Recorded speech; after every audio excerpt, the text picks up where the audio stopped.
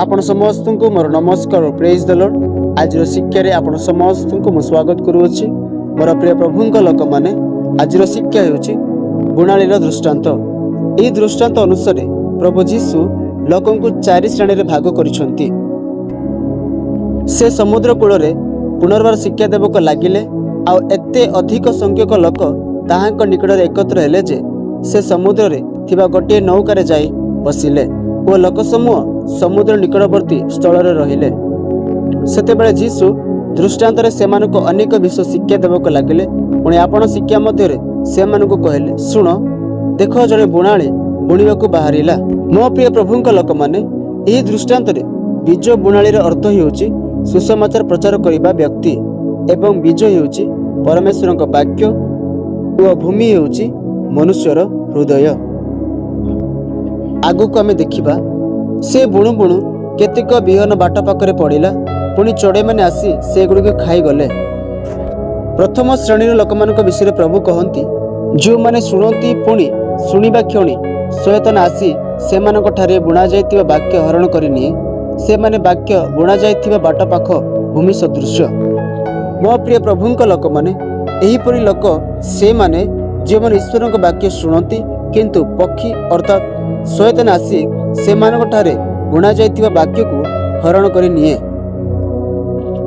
एहीपरि लोक माने गोटे कान ईश्वर वाक्य शुणती आउ अन्य कान ताहा छाड़ी दियंती। एहीपरि लोक माने ईश्वर वाक्य को गुरुत्व दियंती नाही। से माने ईश्वर वाक्य को शुणती किंतु बुझंती नाही। यार अर्थ यह नुहे जे से माने बुझंती नाही, बरं से माने जानिबाकू इच्छा करंती नाही। शयतान एहीपरि लोक मानक जीवन को आसी ईश्वर वाक्य को तांको हृदय बाहर करि निए। एहीपरि लोक बहुत अछंती जो माने प्रति रविवार गिरजा जाती और पाळकरू जीवंत वाक्य शुणती, किंतु ए माने सेही लोक मानक परि जो मानक हृदय शयतान वाक्य हरण करि निए। एहीपरि लोक माने ईश्वर वाक्य एथिपाई बुझंती नाही। यार मुख्य कारण हेउची सेमानकर मोबाइल। मो प्रिय प्रभुंक लोक माने एहीपरि लोक माने गिरजा घर को जाती सत, किंतु सम्मुखरे पाळकर प्रचार उपरे ध्यान न दे आपणा मोबाइल प्रति ध्यान दियंती। आउ से माने कहंती, आंबे तो मोबाइल रे ईश्वर वाक्य देखुछु।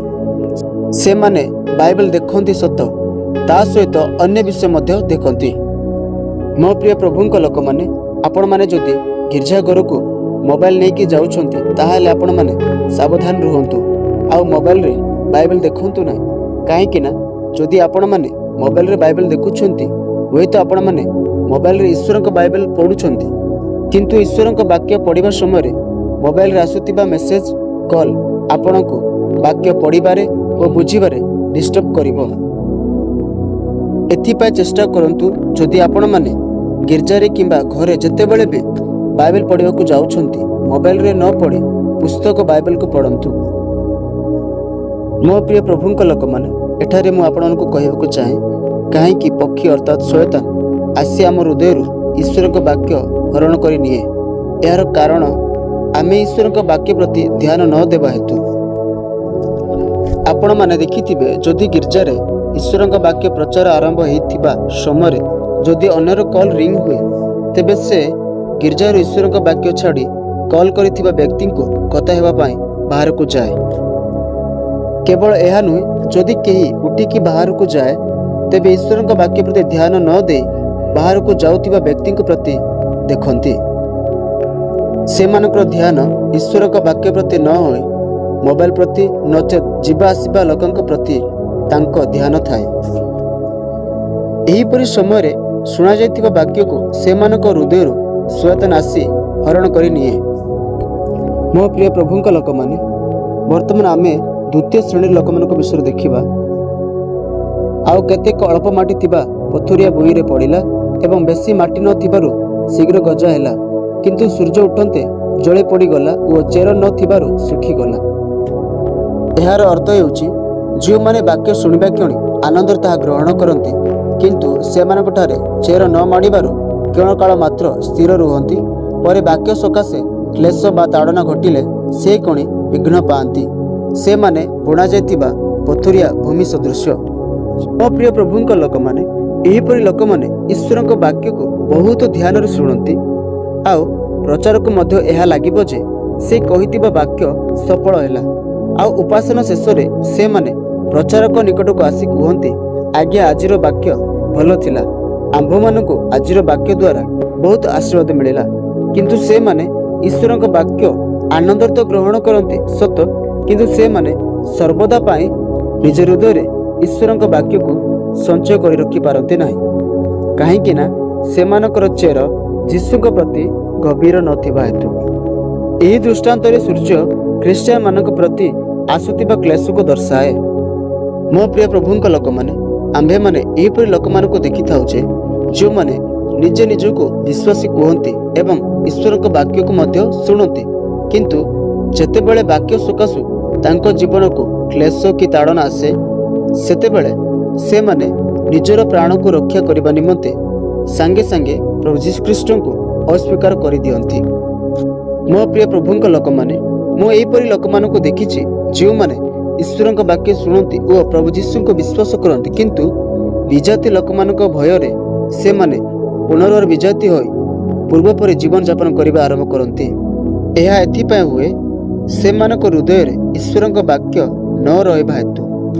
ମୋ ପ୍ରିୟ ପ୍ରଭୁଙ୍କ ଲୋକମାନେ, ଆମ୍ଭେମାନେ ଆଗକୁ ଦେଖୁ ଆଉ କେତେକ କଣ୍ଟା ଗଛ ଗୁଡ଼ାକ ମଧ୍ୟରେ ପଡ଼ିଲା, ପୁଣି କଣ୍ଟା ଗଛ ଗୁଡ଼ିକ ଉଠି ବଡ଼ ହୋଇ ସେଗୁଡ଼ିକୁ ଚାପି ପକାଇଲା ଏବଂ କୌଣସି ଫଳ ଫଳିଲା ନାହିଁ। ଏହାର ଅର୍ଥ ହେଉଛି ଯେଉଁମାନେ ବାକ୍ୟ ଶୁଣନ୍ତି ପୁଣି ସାଂସାରିକ ଚିନ୍ତା, ଧନର ମାୟା ଏବଂ ଅନ୍ୟ ସମସ୍ତ ବିଷୟର ଲାଳସା ପ୍ରବେଶ କରି ବାକ୍ୟକୁ ଚାପି ପକାଏ ଓ ତାହା ଫଳହୀନ ହୁଏ। ପ୍ରଭୁ ତୃତୀୟ ଶ୍ରେଣୀର ଲୋକମାନଙ୍କ ବିଷୟରେ କୁହନ୍ତି, ଏହିପରି ଲୋକମାନେ ଏହି ଦୁନିଆରେ ଅଛନ୍ତି ଯେଉଁମାନେ ସାଂସାରିକ ଚିନ୍ତା, ଧନର ମାୟା ସକାଶୁ ନିଜକୁ ପ୍ରଭୁଙ୍କ ସେବାରୁ ବିମୁଖ କରନ୍ତି। ମୋ ପ୍ରିୟ ପ୍ରଭୁଙ୍କ ଲୋକମାନେ, ଏହା ପ୍ରକୃତ ସତ୍ୟ ଅଟେ। ଆଜି ଏ ସଂସାରରେ ଏହିପରି ଲୋକଙ୍କୁ ବହୁତ ଦେଖିବାକୁ ପାଉ।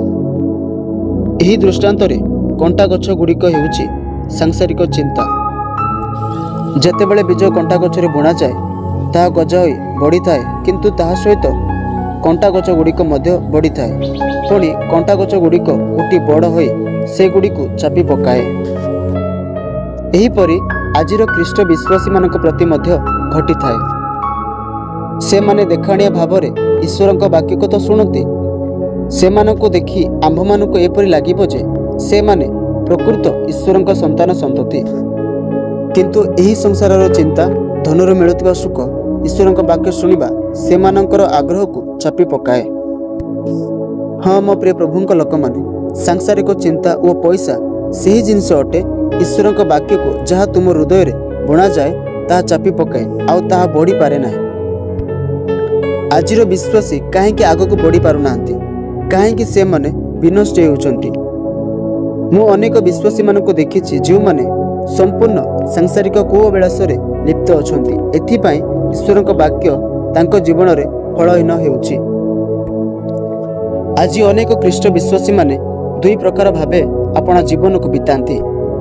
ଗୋଟିଏ ପକ୍ଷରେ ଦେଖାଣିଆ ଭାବରେ ସେମାନେ ଏତେ ଉପାସନା ପ୍ରାର୍ଥନା କରନ୍ତି ଯେ ସତେ ଯେମିତି ତାଙ୍କ ପରି ଧାର୍ମିକ ଏ ଜଗତରେ କେହି ନାହିଁ।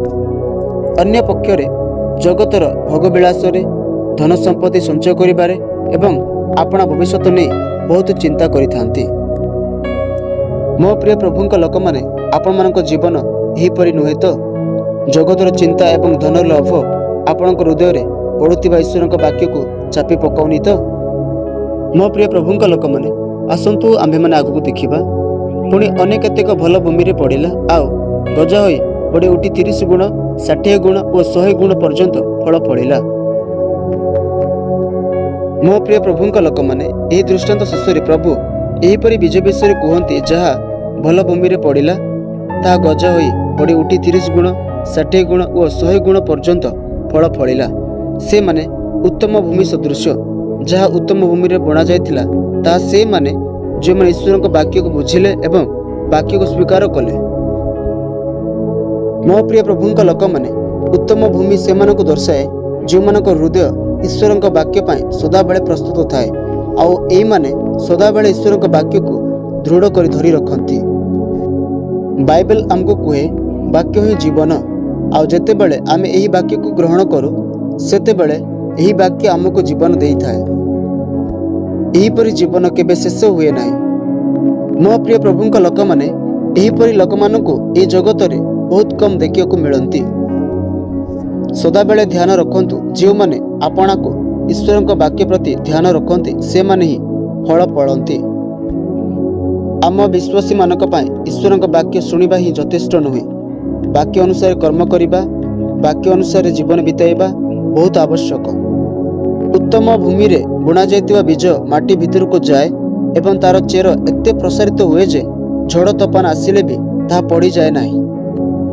ସେହିପରି ମୋ ପ୍ରିୟ ପ୍ରଭୁଙ୍କ ଲୋକମାନେ, ଆପଣମାନେ ବି ଯଦି ଈଶ୍ୱରଙ୍କ ବାକ୍ୟକୁ ଶୁଣିକରି ଆପଣା ହୃଦୟରେ ଦୃଢ଼ କରି ଧରି ରଖିବେ ଏବଂ ତାହା ପାଳନ କରିବେ, ତେବେ ଏହି ସଂସାରରେ ଆସୁଥିବା ଝଡ଼ ତୋଫାନ ଅର୍ଥାତ୍ କ୍ଲେଶ, ତାଡ଼ନା, ସାଂସାରିକ ଚିନ୍ତା, ଧନ ଲୋଭରୁ ଆପଣାକୁ ସୁରକ୍ଷା ରଖିପାରିବେ ଏବଂ ଆପଣମାନେ ପ୍ରଭୁଙ୍କ ନିମନ୍ତେ ଫଳ ଫଳିପାରିବେ।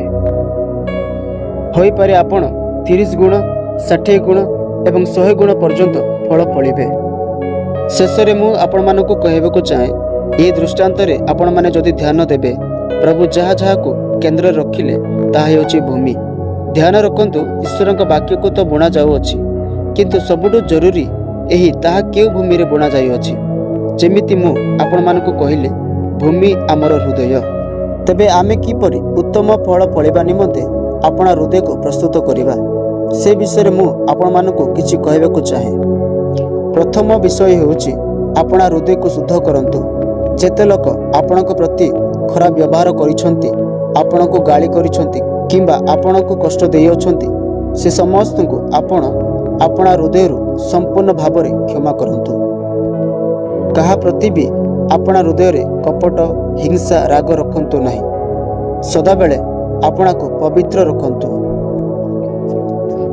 ତାହା ହେଲେ ଯେତେବେଳେ ବି ଆପଣମାନେ ଈଶ୍ୱରଙ୍କ ବାକ୍ୟ ଶୁଣିବେ, ତାହା ଆପଣଙ୍କ ପ୍ରତି ଫଳବାନ ହେବ ଆଉ ଆପଣମାନେ ଆଶୀର୍ବାଦ ପାଇବା ସହିତ ଆପଣଙ୍କ ଦ୍ୱାରା ଅନ୍ୟମାନେ ମଧ୍ୟ ଆଶୀର୍ବାଦ ପାଇବେ। ଆଜିର ଶିକ୍ଷା ଦ୍ୱାରା ସଦାପ୍ରଭୁ ଆପଣ ସମସ୍ତଙ୍କୁ ଆଶୀର୍ବାଦ କରନ୍ତୁ। ଆମେନ୍।